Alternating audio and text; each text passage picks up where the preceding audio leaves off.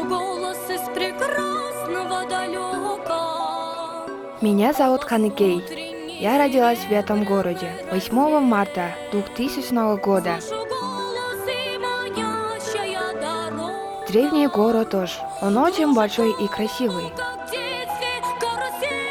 Ходила в детский сад, а потом, как и все дети, пошла в 1 класс средней школы. Это моя первая учительница, Роза Абдиманаповна. Как она проводила уроки? На уроках нам всегда было интереснее и весело. На вопрос, кем я хочу стать, я не могла найти ответ. Все хотели стать врачами, пожарниками, строителями. А у меня была мечта. Но я не знала, как сказать об этом учителю.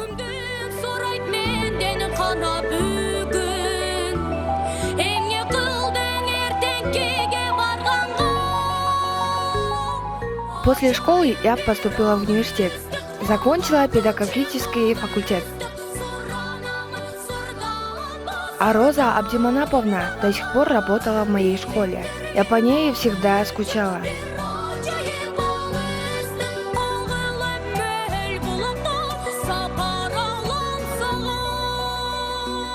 И однажды я вернулась. Я клянусь, что стану чище и добрее, и в беде не брошу друга. Сначала мне показалось, что Роза Абдиманаповна меня не узнала. Но я ошиблась.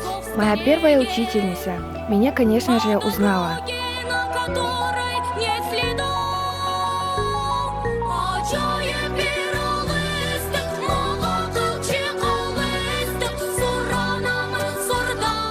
А вернулась я в свою школу настоящим учителем. И теперь я могу сказать, что моя мечта сбылась. Все мечты начинают сбываться еще в школе.